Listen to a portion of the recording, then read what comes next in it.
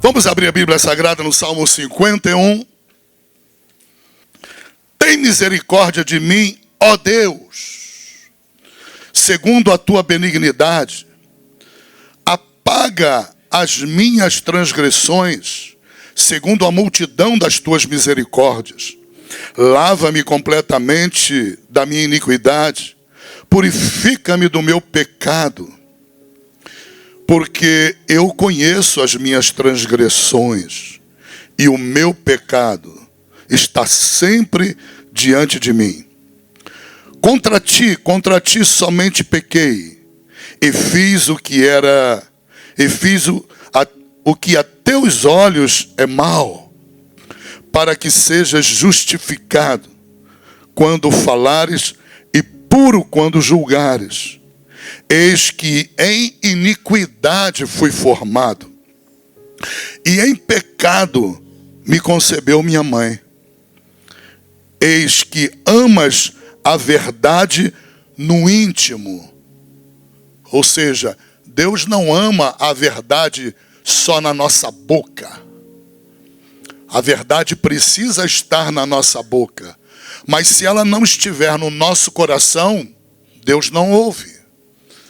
Deus não atende. A verdade que Deus ouve, isso foi revelado para Davi. A verdade que Deus ouve é a verdade no íntimo, ou seja, no coração. Usando um outro sinônimo mais revelador, a verdade sincera. Sincera. A verdade que é acompanhada de sinceridade. A palavra sincera tem sentido de sem cera, sem máscara. Ok? Tem muita gente que fala a verdade, mas é pura máscara. Eis que amas a verdade no íntimo, e no oculto me fazes conhecer a sabedoria. Purifica-me com o sopo, e ficarei puro. Lava-me, e ficarei mais alvo do que a neve.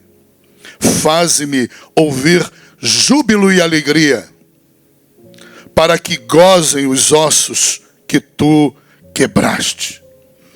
Esconde a tua face dos meus pecados, apaga todas as minhas iniquidades.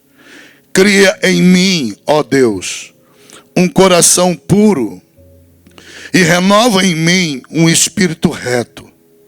Não me lances fora da tua presença, e não retires de mim o teu Espírito Santo. Torna a dar-me a alegria da tua salvação, e sustenta-me com o espírito voluntário.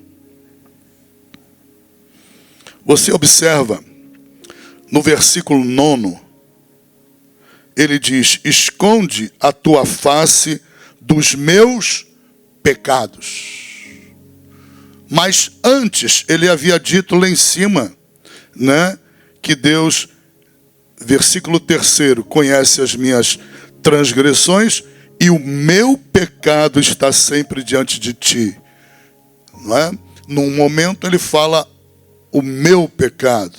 Depois, mais à frente, ele toma consciência de que não é só o meu pecado, são os meus pecados. Olha, observem essas diferenças, essas progressões, porque na própria oração, isso acontece comigo orando também, creio que já aconteceu muitas vezes com você. Você começa orando, não é, com um tipo de diálogo com Deus, usando algumas palavras que revelam aquilo que você quer, mas é de uma revelação parcial, e Deus vai te ungindo na tua oração, vai dando graça. Daqui a pouco você já está ampliando o foco do óculos, né, para enxergar melhor que a realidade é outra, é mais grave. É o que aconteceu com ele. No meio da oração ele começa a perceber que não era um único pecado, eram muitos pecados. E depois ele muda, ele não fala só pecado, ele fala iniquidade. E ele diz muitas iniquidades. Ou seja, é importante que nós venhamos a orar no Espírito com Deus, para que Deus possa, através da nossa oração, nos mostrar que as nossas palavras não refletem a realidade daquilo que nós estamos vivenciando ou fazendo muitas vezes. Por isso que é importante gastar tempo em oração com Deus. O próprio Espírito de Deus vai nos ajudando a orar. Vai nos fazendo colocar mais sinceridade nas nossas palavras, nas nossas reflexões, no nosso conhecimento. Não me lances fora da tua presença. Não me retires o teu Espírito. Então, por favor, não preguem que Davi, ele perdeu a presença de Deus, que depois Deus devolveu a presença. Tá bom? Não preguem isso, não digam isso. Isto não é verdadeiro. A própria palavra de Deus e a oração dele é específica nesse aspecto. Tá bom? Ele temia perder a presença de Deus. É possível que ele estivesse em pecado há meses. Há meses. Eu creio que os pecados dele não ocorreram no prazo de uma semana antes desse Salmo 51. E eu creio que você crê do mesmo jeito. Basta estudar a história dele e perceber que ele levou muito tempo para poder tomar consciência da sua própria pecaminosidade. E até mesmo dentro desta oração, quando ele vai se arrepender diante de Deus, ele tem dificuldade ainda de revelar conhecimento suficiente sobre as suas iniquidades. Tanto que ele começa falando de um pecado. Aí depois fala de multidões de iniquidades e pecados. Então não digam, não preguem, não conversem nesse nível de que Deus o havia lançado fora, ou que ele perdeu a presença de Deus. Ele não perdeu a presença de Deus, ok? A presença de Deus, quando vai embora, muitas vezes a gente não toma nem conhecimento, como foi o caso de Sansão. Mas Davi, ele ainda tinha a presença de Deus, e ele temia perder a presença de Deus, não é? Torna a dar-me a alegria da salvação. Sustenta-me com o espírito reto. Aleluia. Eu quero pregar nessa manhã sobre não retires de mim o teu Espírito Santo. Quantos aqui têm o Espírito Santo? Amém? Não perca o Espírito Santo. Por muitas razões que todas estão aqui reveladas. Nunca perca o Espírito Santo. Não há como Deus te abençoar sem o Espírito Santo em você. Claro que Deus pode. Ele é onipotente. E Ele querendo basta fazer. Mas, via de regra, à luz da Bíblia Sagrada, todas as bênçãos que nós recebemos de Deus dependem, muitas vezes, de nós termos o Espírito de Deus em nós. Via de regra. Ok? Porque a presença do Espírito Santo em nós nos abençoa. Não existe casa vazia. Não existe essa ideia de casa vazia. Ou você tem o Espírito Santo, ou você tem o Espírito das trevas operando na tua vida. Isso está muito claro na Bíblia. Depois você chega em casa, medita no capítulo 16 de 1 Samuel. Primeiro livro de Samuel, capítulo 16. É um capítulo famoso. Por quê? Porque é ali naquele capítulo que Deus manda Samuel ungir a Davi, ainda uma criança. Ungí-lo como rei de Israel.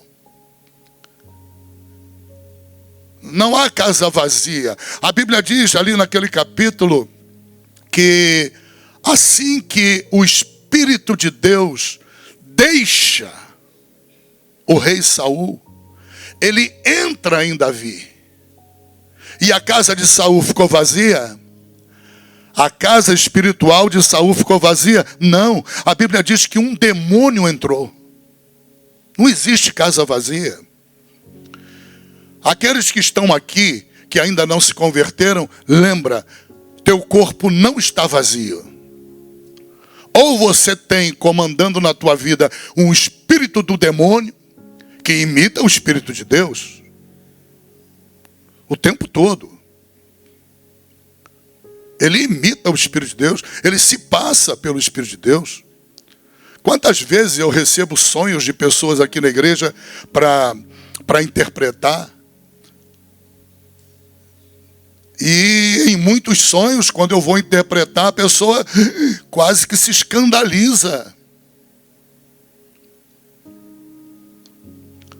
Aconteceu aqui na igreja, vez ou outra acontece. Entenda, por exemplo, quando você sonhar com um ente querido da tua família,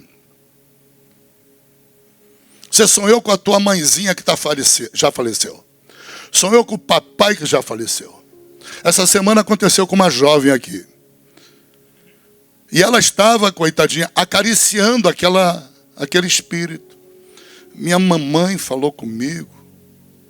Minha mamãe disse que eu tinha que fazer isso, fazer aquilo. E olha, pastor, todas as vezes que ela aparece para mim no sonho, é porque alguma coisa está desajustada. E olha, é uma bênção. Ela fala comigo e ajusta. Sinto te dizer, mas é um demônio. A nossa única regra de fé é a Bíblia.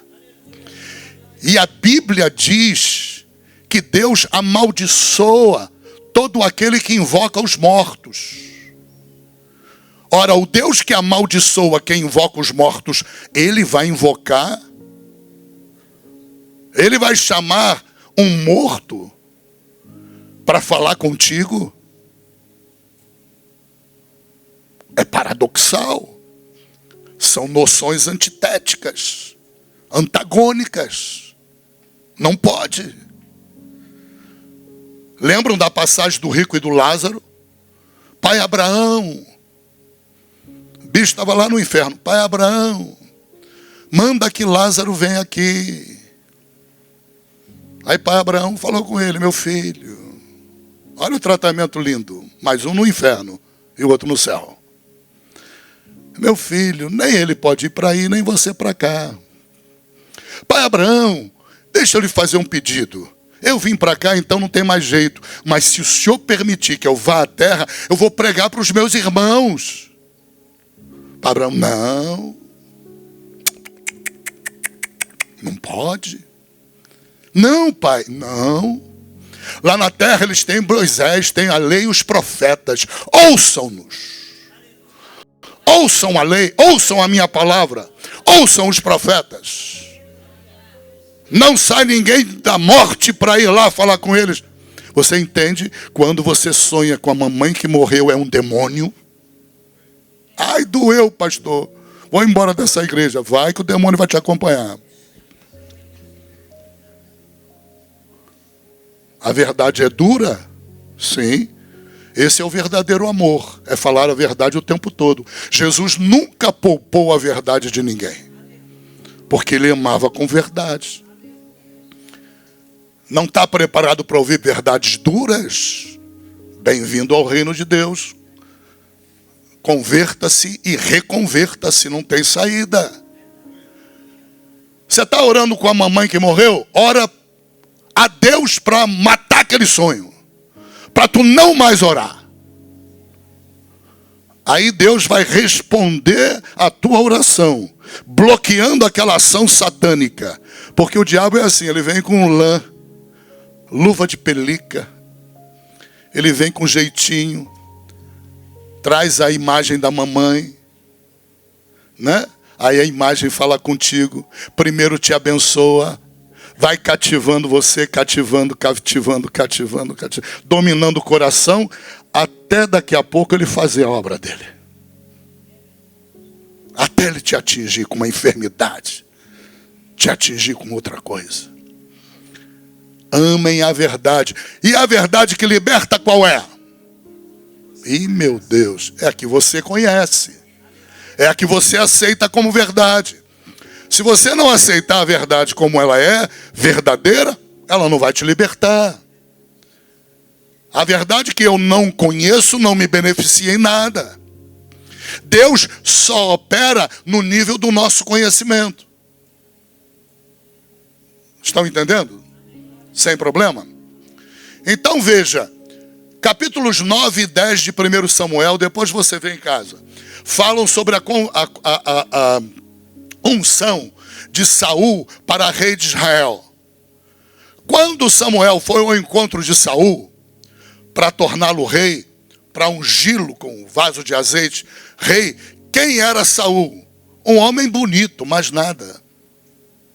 A Bíblia diz que não havia em Israel um homem tão lindo como Saul, do pescoço para cima, ou seja, a cara, cabelo, olhos. A Bíblia declara isso no capítulo 10. Não havia homem de beleza comparável a Saul. Mas quem era Saul? Saul estava procurando o quê? Cuidar do quê? Dos jumentos do seu pai. Ele era um tratador de jumento. Ou seja, antes dele ser ungido rei de Israel, ele era um João ninguém. Ele era um nada. Absolutamente nada. Qual é o conceito da palavra nada? Nada é nada. Ou seja, vamos melhorar o conceito. Nada é alguma coisa que nela é ausente qualquer essência. Nela é ausente qualquer valor. Se alguma coisa não tem valor, se alguma coisa é ausente de essência, de conteúdo, de valor, é o nada. Assim era Saul. Ele era um nada. Ele saiu de nada e foi promovido a rei de Israel. Quem era Davi antes de ser ungido por Deus, rei de Israel, no lugar de Saul? Quem era? Outro nada. Ele tão era um nada que nem o seu pai lembrava dele. Na hora que Samuel chega na casa do pai e diz para o pai apresentar os filhos para que Deus escolhesse entre os filhos e o mandasse ungir um deles como rei de Israel, ele apresentou todos e nem lembrou-se de Davi. Ele era um nada para o próprio pai. Há pais que são nada para o filho. Há pais que são nada para a filha. Apocalipse. Livro de Apocalipse, capítulo 1. O versículo eu não decorei, mas você encontra com facilidade. O apóstolo João diz assim: eu, João, irmão vosso e companheiro vosso. Qual é a diferença de irmão para companheiro? A diferença é a seguinte: Caim era irmão de Abel ou não era? Mas não era companheiro. Absalão era filho de Davi ou não era? Nunca foi companheiro de seu pai. Adonias era irmão de Salomão ou não era? Mas nunca foi companheiro. Queria matar Salomão, tomar o trono dele. Por isso que o apóstolo João diz: eu não sou só irmão. Eu uma vez levantei o braço lá na Assembleia para Deus, estava tão irado com a igreja, que falei: Senhor, mostra uma pessoa aqui que é minha companheira ou meu companheiro. Mostra para mim. Todos são irmãos, mas quem é companheiro? Quem come sal comigo? Quem estende a mão para mim na hora da desgraça? Quem está sujeito a suar o rosto junto comigo, dá de braço na obra comigo? Às vezes você não tem. Por isso, Salomão, em Provérbios, diz: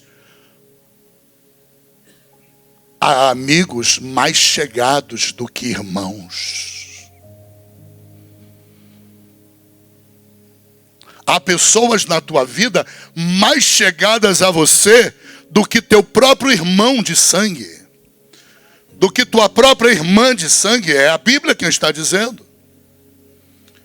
E se você nunca experimentou, se prepare que uma hora acontece. Você vai ver e vai ouvir com os próprios olhos coisas indizíveis, mas só são ditas por irmãos que nunca foram companheiros,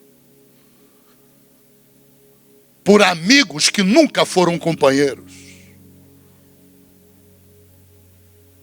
Aleluia.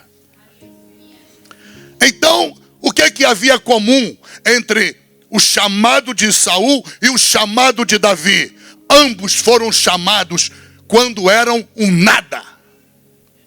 Por que que Deus é especialista em chamar homens nada? Para que a glória seja dele, não seja do homem. Quem era o pastor João lá atrás, na história da vida dele? Um nada. Do meu nascimento até os 18 anos de idade, eu era um nada, fui um nada. Os meus próprios professores aconselharam meus pais a me tirar da escola. E diziam, ele não aprende nada. E eu venci, estourei na vida estudando. Deus é especialista em transformar o nada em alguém. Aleluia. Você quer uma mensagem de Deus nessa manhã para você? Segura e decora e vive essa mensagem que eu vou te dizer agora. Não despreza os dias difíceis da tua vida. Não despreze, nunca despreze os dias do pouco. Não despreze. Nunca despreze os dias pequenos das poucas coisas. Não despreze.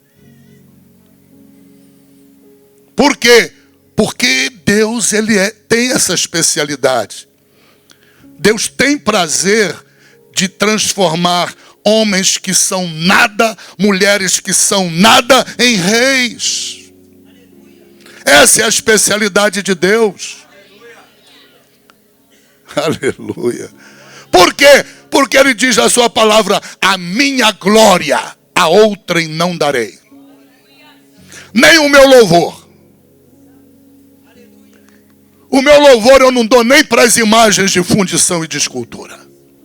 Eu não dou. Ele é um Deus ciumento, no bom sentido do ciúme. E a Bíblia diz que o Espírito de Deus arde em ciúmes por nós, no bom sentido do ciúme. Aleluia. Então, a Bíblia é muito clara, o rei Salomão disse, não despreza o dia dos pequenos começos.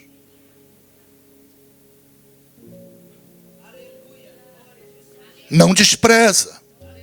Aleluia. Não reclame, não murmure. Não murmure, não reclame sobre o que você está passando no dia de hoje.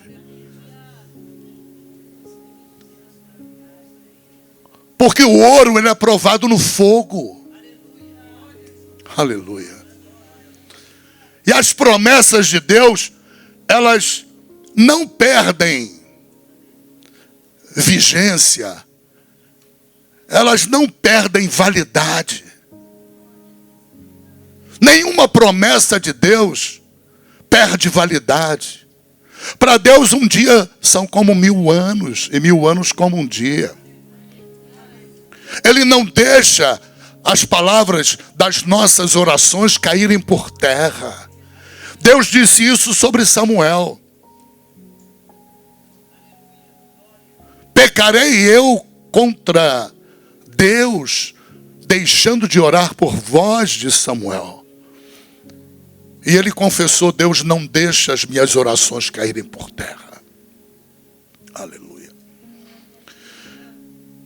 Interessante que, quando o Espírito de Deus sai de Saul, entra em Davi, Davi era um nada. Um nada sem o Espírito de Deus, que é mais nada ainda. É um nada completo. De repente, aquele que era um nada total, completo, recebe o Espírito de Deus. E a unção com o chifre do azeite para ser rei. No mesmo instante, diz a Bíblia, sai o Espírito de Deus do corpo de Saul. E ele começa a ser assombrado por demônios. Cuidado às pessoas que não se converteram. Examina os pesadelos que você tem.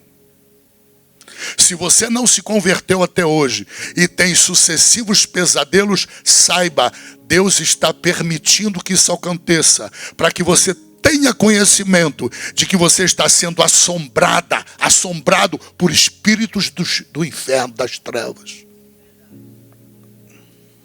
Aleluia. Louvado seja o nome do Senhor Jesus. Aleluia. Eu queria vos falar nessa manhã a respeito da importância de ter dentro de você o Espírito Santo de Deus. É importante ter o Espírito de Deus? Claro que é. Porque a Bíblia diz em Romanos 8, versículo 9, a Bíblia diz que aqueles que não têm o Espírito de Deus não pertencem a Deus. Ou seja, se eu não me converto a Deus, se eu não me converto a Cristo, para receber o Espírito de Deus, eu não sou de Deus. Eu sou criatura de Deus, mas não sou filho de Deus. Porque quando é que nós nos tornamos filhos de Deus? Bom, segundo João Evangelista, capítulo 1, Deus dá poder para cada ser humano tornar-se um filho de Deus. Ele deixa de ser uma criatura de Deus, criado por Deus, e torna-se um filho de Deus. Quando se converte, quando crê no Senhor Jesus, quando recebe o Senhor Jesus como Senhor da sua vida, Salvador da sua vida, ele recebe poder para tornar-se filho de Deus. Um filho de Deus por adoção. Por Cristo Jesus. Em Cristo Jesus. Então, a quem pertence as pessoas que não se convertem, não querem se converter, não se entregam a Cristo? A quem elas pertencem? Elas pertencem, são propriedade de Satanás. E a escolha é delas. E a escolha passa a ser delas quando elas ouvem e não tomam a decisão. Elas são alertadas. Deus provoca um terremoto nos ouvidos da pessoa para abalar os alicerces da crendice daquela pessoa, para ela se despertar e perceber que está vivendo dentro de um engodo, sendo enganada por Satanás. E o plano de Deus é que ela se salve. O plano de Deus é que essa pessoa, homem ou mulher, receba a salvação ao aceitar Jesus como seu Salvador, ao aceitar Jesus como Senhor da sua vida, confessá-lo com a boca, crer nele com o coração. receber pela fé o sacrifício vicário da cruz do Calvário, receber o Espírito de Deus.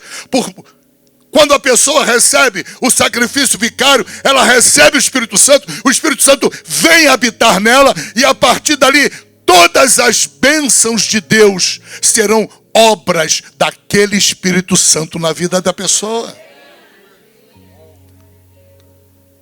Então, receber o Espírito Santo é a coisa mais importante na vida do ser humano. Coisa mais importante não é ser rico. Davi, você percebeu no texto? Ele pede a Deus de volta a alegria. Rei, grana adoidado. Não faltava grana, não faltava ouro, não faltava diamante. Ele tinha tudo. Ele tinha mulheres, ele tinha tudo. Não faltava nada. Isso mostra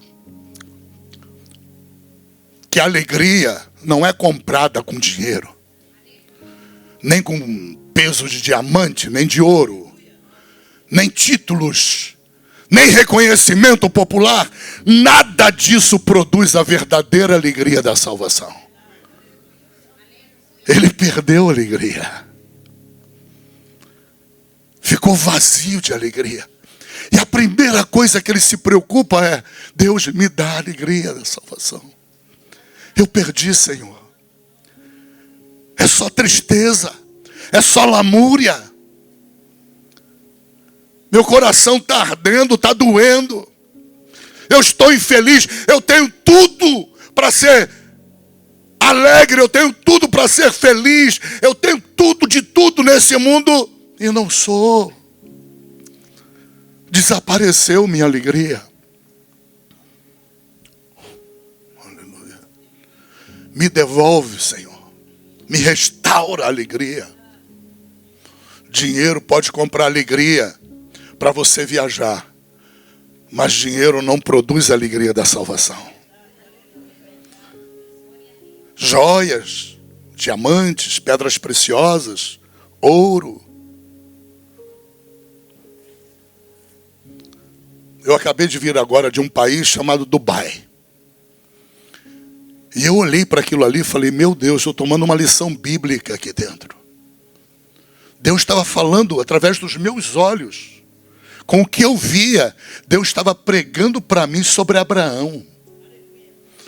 Eu nunca tinha tido a percepção de que a bênção de Deus sobre Abraão alcançava não só Isaac, mas alcançava o filho de Agar. Alcançava os árabes. Falei: meu Deus. Eu tinha um entendimento parcial até olhar isso tudo aqui. Os árabes, não todos os povos árabes, mas daquela nação ali, Dubai, e outras ali ao lado, não sabem o que fazer a dinheiro. O povo tem tudo. A estrutura da nação é melhor que estados americanos. É muito melhor. É melhor do que muita coisa que eu vi nos Estados Unidos, o primeiro país do mundo. Falei: meu Deus, é a bênção de Abraão. A bênção de Abraão não veio só sobre a genealogia da descendência de Isaac, ela alcançou também a Ismael. Falei: meu pai, que espetáculo. Aprendendo Bíblia depois de velho. Vendo com os olhos a bênção de Abraão. A graça de Deus sobre a descendência de Abraão alcançou Ismael. Alcançou a descendência de Ismael. Lindo ver isso com os olhos. É muito lindo. É pura Bíblia. É pura Bíblia. Aleluia. E vou te dizer mais, hein? um nível de desenvolvimento na nação que nem Israel eu vi parecido. Nem dentro do próprio Israel. Eu ainda perguntei para um motorista de Uber, eu falei, vem cá, me diz uma coisa, qual é o sentimento do povo em relação ao rei aqui, ao líder máximo? O que o senhor quer dizer? Bom, então vou trocar em palavras mais precisas. O povo o ama ou odeia? Não, o povo ama o nosso rei. Eu falei, está explicado. O povo retribuía ao rei aquele amor. O cara pegou, há alguns anos atrás, ele cercou lá uma área do deserto. Só tinha morte, escorpião, cobra. E uma praiazinha lá longe. Ele saiu desenhando a nação. Ele desenhou tudo. Ele construiu praias. Ele construiu cidades. Que vocês não acreditam no que ele construiu. E o que ele está construindo. Eu não vi isso nem dentro da bênção de Isaac. Eu conheço Israel. E não vi. Falei, meu Deus, como Deus não faz acepção de pessoas, como Deus protegeu Ismael, como Deus prosperou Ismael. Eu estudava a vida de Ismael, não via prosperidade, só via promessa. Eu precisei pegar um avião para ver. Falei, meu Deus, estou aprendendo Bíblia de novo. Estou olhando a Bíblia por outro ângulo. Que Deus maravilhoso. Por isso eu te digo, as promessas de Deus não perdem validade.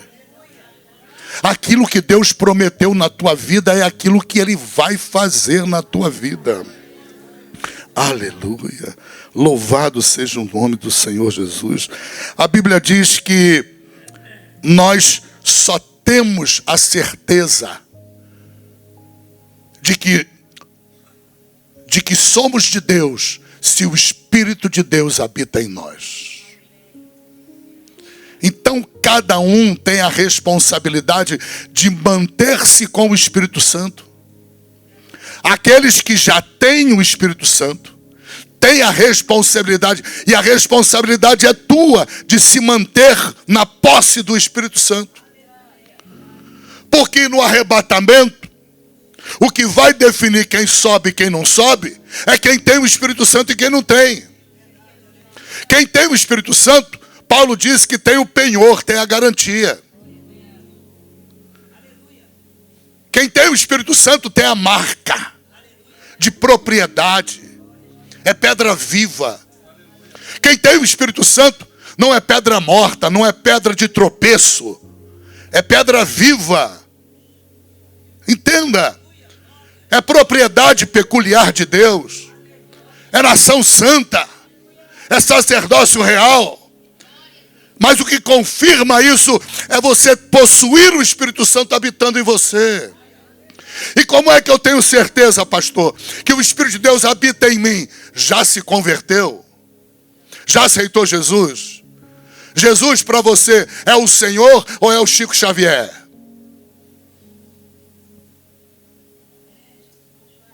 Jesus para você é o Senhor da tua vida ou a mãe dele, Maria? Quem é o teu Senhor? E para Jesus ser o teu Senhor, tu tem que fazer a vontade dele. Porque se não fizer a vontade dele, Jesus é teu Senhor de boca. Ele é de língua. Não há sinceridade. Ele precisa dominar minha carne. Ele precisa dominar meu espírito. Ele precisa dominar minhas emoções. Ele precisa dominar meu psicológico. Ele precisa ter domínio sobre a minha vida. Domínio completo faz dele o meu Senhor. eu tenho que obedecê-lo, eu tenho que praticar a palavra dele e obedecê-lo. Senão, ele é meu senhor de língua, senhor de boca. Não há sinceridade. O que há é fraude. Eu engano e vivo enganado. É isso que resta. Aqueles que não estão aqui e não têm o Espírito de Deus habitando em você, tem que tomar dessa decisão. Não sai daquela porta sem tomar essa decisão. Essa decisão toma aqui e vai para a igreja que tu quiser. Não tem problema nenhum. Mas pelo menos tu vai sair daqui com o Espírito Santo. E não vai sair do jeito que entrou, sem o Espírito. Porque sem o Espírito, qual é o teu valor? Nada. Vale nada. Porque o que há de mais valioso na nossa vida é o Espírito em nós.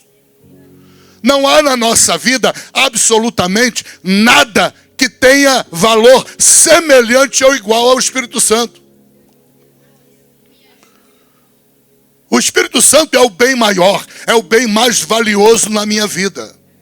Ele é a fonte das minhas realizações pessoais. Ele é a fonte do meu querer. Ele é a fonte dos meus sonhos. Ele é a fonte das minhas bênçãos. Ele é a fonte das minhas vitórias. Tudo ou vem dele ou eu não recebo. Porque ele habita em mim. E ele habita em mim para me governar.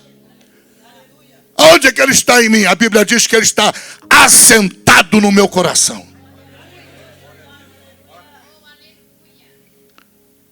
A Bíblia diz que aquele que tem o Espírito de Deus é um com o Espírito. Depois medita, 1 Coríntios 6:17. Aquele que se une ao Espírito de Deus, torna-se um Espírito com ele. Ou seja, não há mais dois Espíritos, o teu e o dele. Os dois tornaram-se um.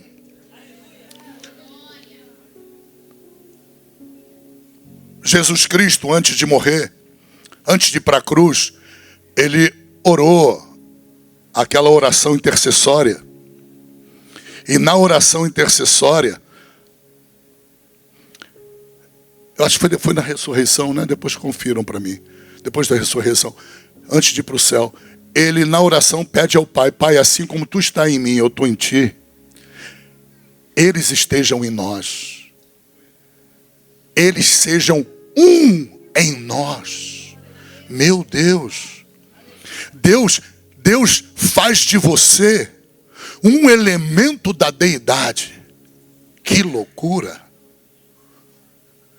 Um elemento, não é que vai agora ter um quarteto, não é? Com você vai ser quarteto, deixa de ser trindade. A trindade continua, mas o teu espírito une-se à trindade. Aleluia. Com que finalidade? Quarta-feira eu vou explicar isso. Se tu perder, vai perder para sempre. Eu vou trabalhar só com isso quarta-feira. Por quê? Há mistérios, por quê? Aleluia. Louvado seja o nome do Senhor Jesus. O homem que perde a presença de Deus, ele perde o Espírito Santo. Porque o Espírito Santo é a presença de Deus. Se eu perco a presença de Deus, eu perco o Espírito Santo. O grande problema está em que momento? No momento em que ele nos deixa. Porque quando ele entra em nós, ele faz barulho. Igreja comemora. A gente levanta o braço da vitória. Nós nos arrependemos do pecado. Choramos. Damos glória a Deus, aleluia, por tomar conhecimento de que nos convertemos. Nos alegramos em ter nosso nome escrito no livro da vida do Cordeiro. Então ele faz um barulho, um estardalhaço quando ele entra em nós. Mas se ele sair, o último a saber será eu ou você. Isso aconteceu com Sansão. Ele não percebeu quando o Espírito largou ele. quando o espírito deixou. E quando o espírito deixou Sansão, ele voltou a ser um nada. Olha o perigo. E quando ele volta a ser um nada, os inimigos dele furaram os olhos dele. E Deus deixou. Porque a força e o poder de Deus estavam nele, enquanto o Espírito habitava nele. Enquanto o Espírito estava nele. No momento que o crente perde o Espírito de Deus, ele volta a ser um nada. Tem valor nenhum. Ele está sujeito aos ataques de Satanás completamente.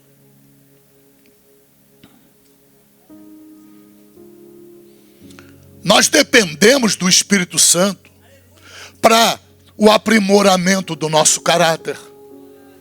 Quem aprimora o nosso caráter é o Espírito Santo. Não é você que aprimora o teu caráter. Tu pode comprar na livraria qualquer livro, 10 regras, 20 passos para ter um caráter mais aprimorado. Tu não vai aprimorar nada. Essa obra é do Espírito.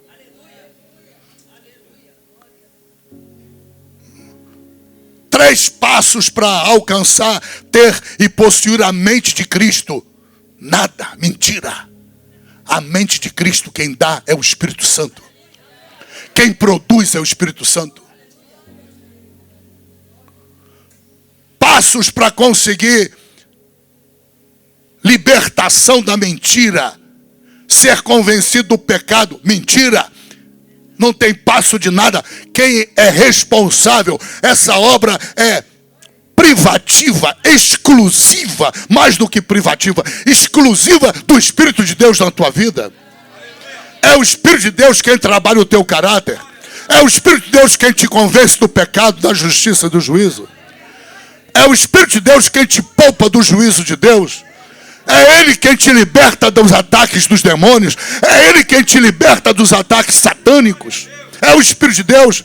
Como tu não quer o Espírito de Deus? Como tu vai viver sem o Espírito de Deus?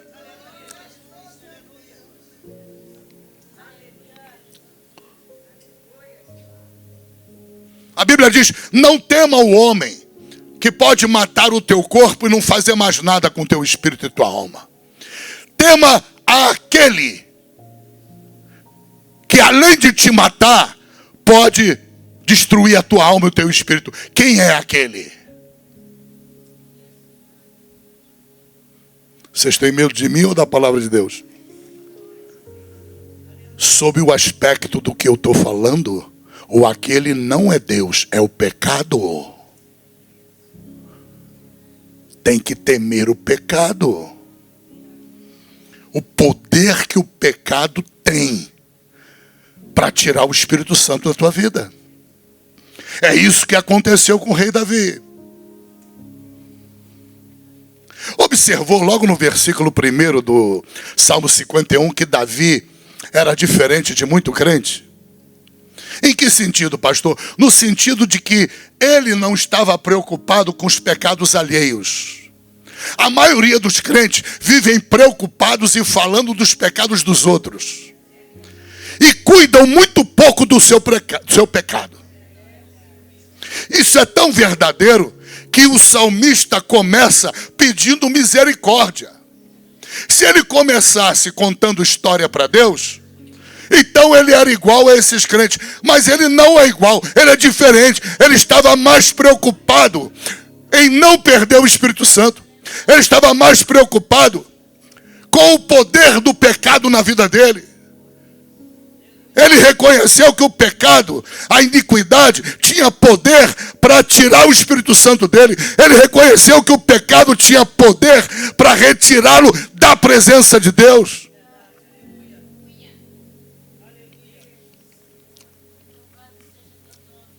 Engraçado que lá em Romanos, o apóstolo Paulo diz, nem a morte, nem a vida, nem principados, nem isso, nem aquilo, nem aquilo. E faz uma lista enorme de coisas que não tem poder para te tirar da presença de Deus. Mas você não encontra na lista o pecado. Por que que não encontra? Porque lá em Isaías profetizou 700 anos antes de Cristo que nós tínhamos que tomar cuidado com o pecado. Porque o pecado, dizia Isaías, está escrito na Bíblia, tem poder para nos separar de Deus.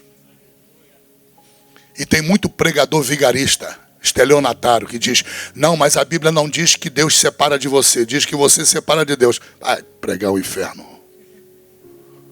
Cala tua boca. É porque deve ter pecado na vida. Aí procura uma interpretação para acomodar o pecado na sua vida. Nunca procure interpretar a Bíblia para acomodar o pecado. Porque você tem a responsabilidade pelo Espírito Santo estar presente no teu corpo. Você tem a responsabilidade de cuidar da tua comunhão com Deus. Porque o teu corpo é templo do Espírito Santo. E como templo do Espírito, cabe a você cuidar do templo. Não perca o Espírito de Deus. Porque se Jesus vier nas nuvens para arrebatar a igreja, e ele não encontrar o Espírito dele em você, você fica. Hoje eu acordei 5 horas da manhã. Preocupado com essa mensagem. E eu li alguma coisa na internet que eu falei, caramba, eu não pertenço a esse mundo mesmo. Eu vi um anúncio na internet dizendo que a Anitta foi eleita a cantora mais ouvida do mundo. Eu falei, bom, então se ela foi eleita a cantora mais ouvida do mundo, eu tenho certeza que eu não pertenço a esse mundo. Você pertence a esse mundo? Não. Não. Você está entendendo? Não. Isso te dá certeza absoluta que você é de Deus. Isso te dá certeza que o Espírito está em você. Porque a notícia gerou em mim uma resignação, uma ira. Falei, meu Deus, meu Deus.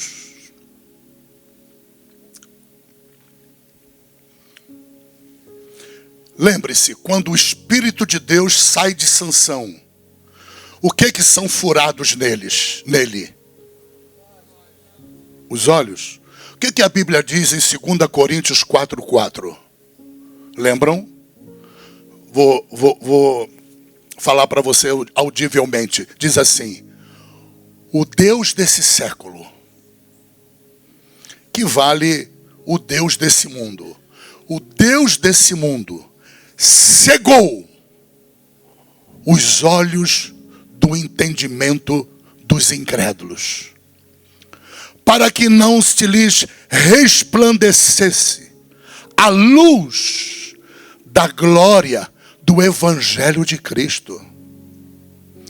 O que eu quero te dizer, comparativamente com as duas situações? Que se você perde o Espírito de Deus, o diabo cega os teus olhos.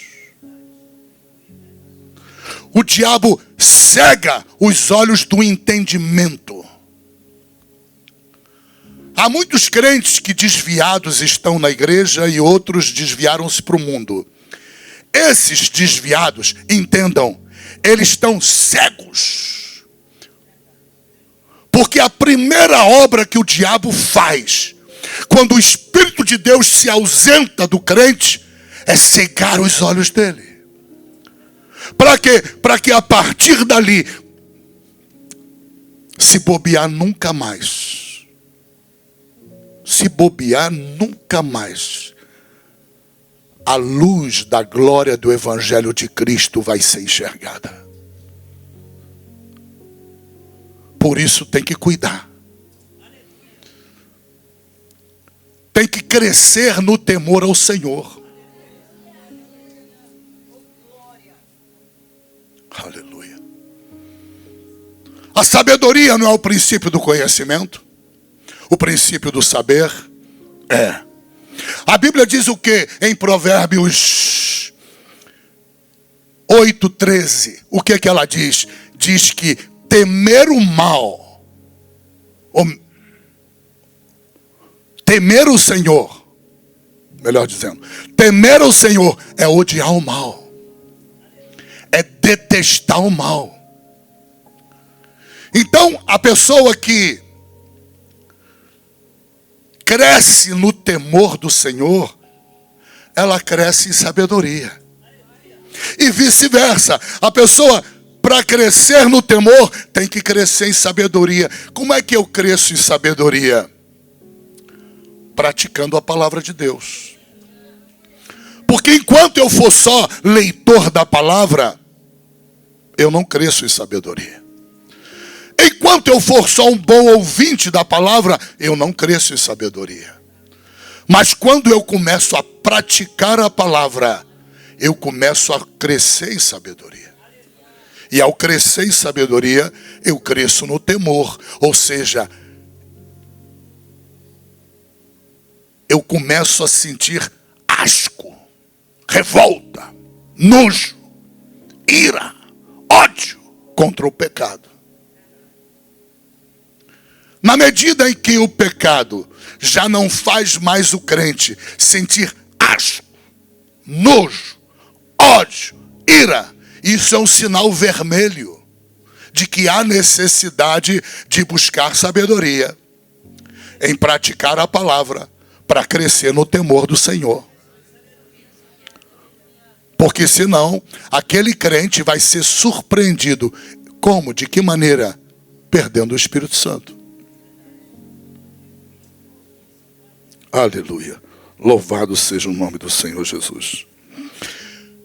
O Salmo de número 42, versículo 1, ele foi alvo de músicas evangélicas, não é? Uma parte de uma música eu tenho talvez de memória. Diz assim: assim como a corça anseia por águas, como terra seca, precisa da chuva, meu coração tem sede de ti, ei meu Deus. Isso é Salmo 42, versículo 1. Nós precisamos voltar a termos sede da presença de Deus. Eu louvo a Deus no domingo desse, que a gente compete aqui com a praia, não é? Praia a 200 metros da igreja, água gostosa, areia branquinha, cachorro quente, uma pista gostosa para correr, para caminhar. E vocês tratam aquilo como lixo para estarem na presença de Deus, na casa de Deus, para estarem ceando. Isto é muito lindo. Isso é sinal de que vocês são essa corça. Vocês são como o rei Davi, não é? Que na composição do Salmo, ele diz que ele se comparava com a corça, quando ela ansiava por águas. Não é? Ele tinha um coração compungido, contrito, um espírito contrito também, no sentido de sentir a necessidade de estar na presença de Deus. Ou seja, em outras palavras, ele valorizava o Espírito de Deus dentro dele. Esse é o problema mais perigoso que o crente corre. Essa é a questão mais perigosa que o crente tem que enfrentar todos os dias na sua vida. Zelar por manter essa presença desse Espírito maravilhoso dentro dele para a glória de Deus. Louvado seja o nome de Jesus Cristo. Aleluia. Vamos estar de pé em nome de Jesus. Aleluia. O meu maior sonho nessa manhã, se eu posso chamar de sonho, seria o seguinte: todo aquele que está aqui, que até hoje não se converteu, o meu maior sonho seria ver essa conversão. Por causa de tudo que foi falado aqui. A minha maior tristeza, e creio que a tristeza de alguns aqui também, seria pessoas chegarem aqui sem o Espírito de Deus, porque não se converteram até hoje, e irem embora sem o Espírito de Deus. Não há tristeza maior do que essa. Não há fato na vida do ser humano mais destrutivo do que essa decisão, do que essa escolha. Todas as decisões na minha vida, ao longo da minha vida e da vida de vocês, foram importantes. O dia em que você casou, o dia em que você gerou um filho, o dia em que, sei lá, o que marcou a tua vida. A mim marcou a minha vida o primeiro dia em que eu fui levar o Natan na escola.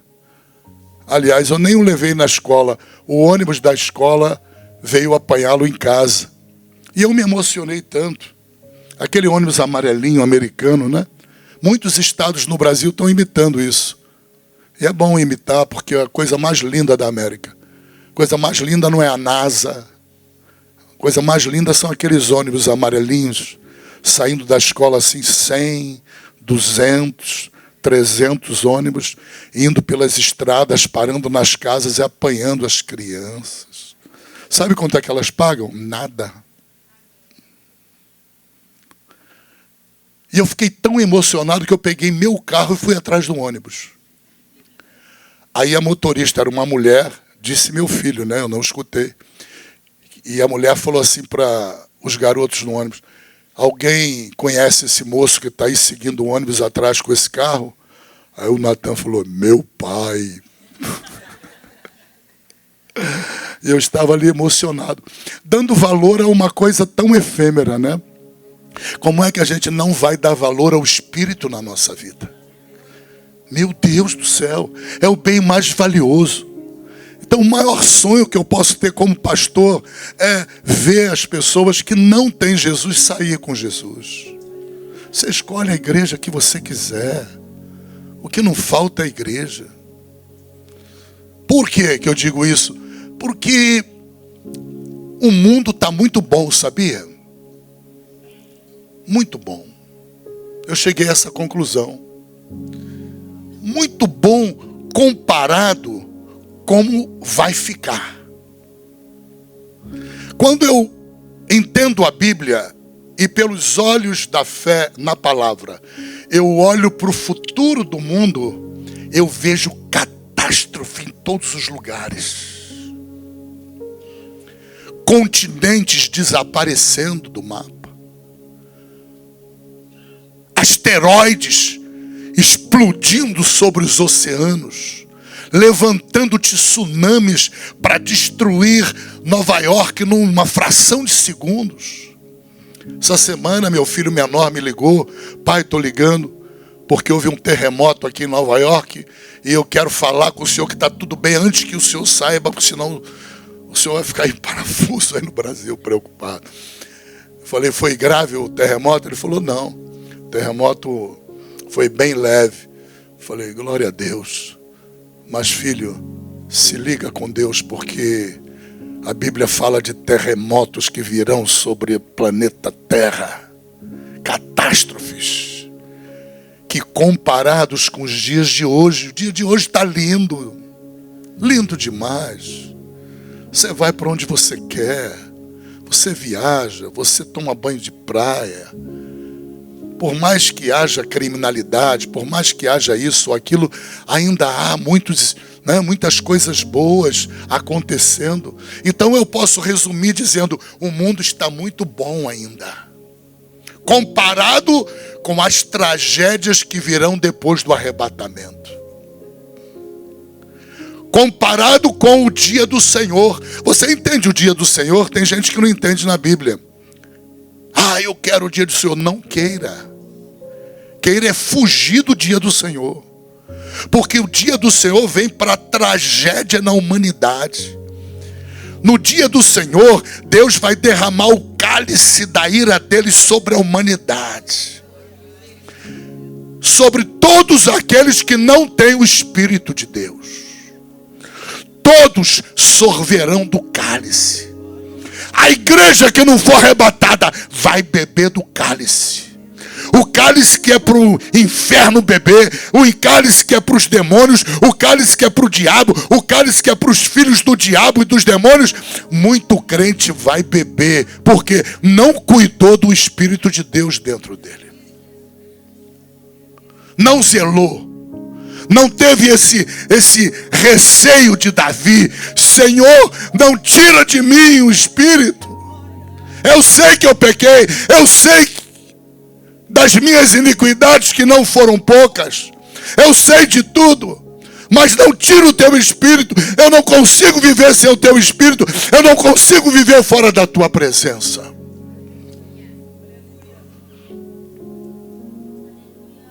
Para aqueles que rejeitarem o Espírito, eles beberão um cálice. E isso está muito próximo de acontecer. Olha para Israel, olha para a figueira. Olha para a figueira.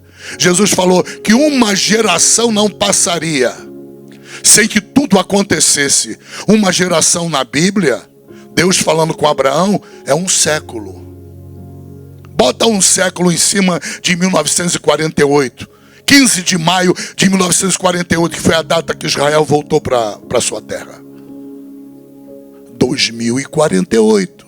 Nós estamos em 2024. Se essa profecia estiver certa, meu Deus,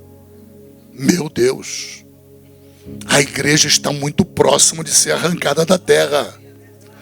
E quem serão aqueles que subirão? Os que têm o Espírito. Tem o Espírito, sobe. Não tem o Espírito, fica. Vai chorar lágrima de sangue.